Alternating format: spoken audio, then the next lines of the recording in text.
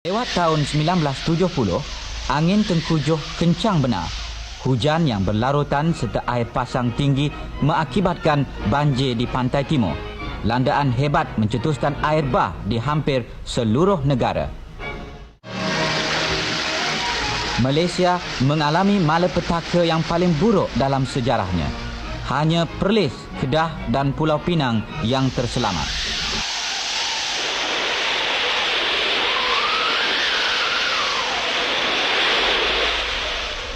Hujan turun selepas Christmas dan terus mencurah ke tahun baru.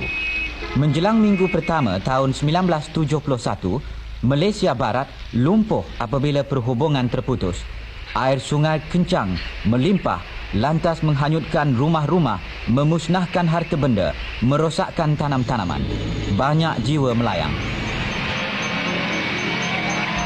5 Januari, Kuala Lumpur terputus dari seluruh negara.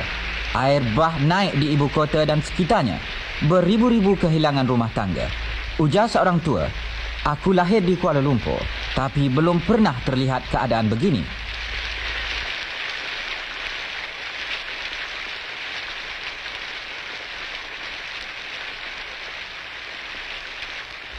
Bila air bah melanda 8 buah negeri, kerajaan pun mengisytiharkan bencana negara, menubuhkan markas darurat di bangunan parlimen.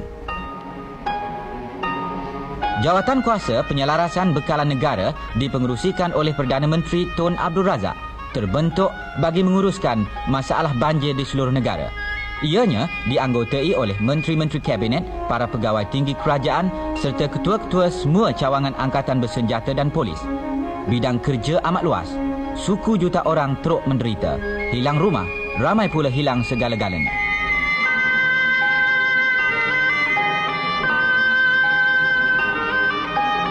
Perdana Menteri meluluskan segera 11 juta ringgit dari tabung pusat untuk bantuan.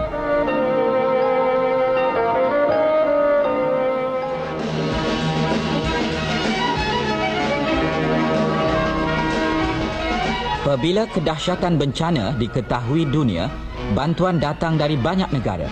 Bot-bot pendarat dan enjin, makanan dan obat, selimut dan khemah. Para anggota tentera berusaha giat mengejarkan kelengkapan dan bekalan ke kawasan yang terlibat.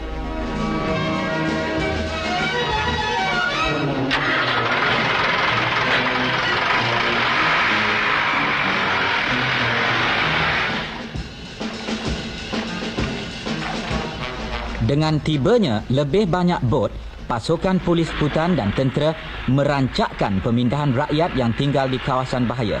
Disediakan juga pengangkutan ikut air untuk gerakan pasukan perubatan dan para petugas kebajikan. Setibanya bekalan berat ikut laut, suatu gerakan penerbangan besar-besaran dilancarkan.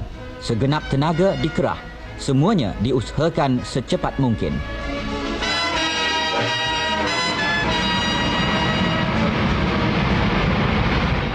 Skuadron Nuri, tentera udara diraja Malaysia, dibantu oleh 13 buah pesawat luar, 4 buah Alouette dari Singapura, 3 buah Wessex, tentera laut diraja British dan 6 buah Huey, tentera Amerika di Vietnam.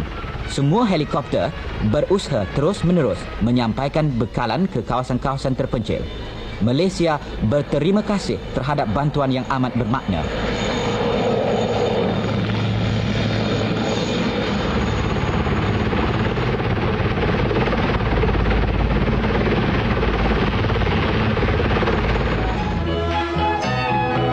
Perdana Menteri menjamin bahawa kerajaan-kerajaan persekutuan dan negeri akan menolong mangsa-mangsa membina semula rumah mereka. Satu jawatan kuasa akan dibentuk bagi menaksir kerosakan dan merangka pemulihan. Penyelarasan wujud di antara pihak tentera dan polis. Ketua Turus Angkatan Bersenjata Jeneral Tan Sri Ibrahim dan Ketua Polis Negara Tan Sri Muhammad Saleh diterangkan mengenai perkembangan baru. Beberapa kaedah tercipta bagi mengatasi keadaan.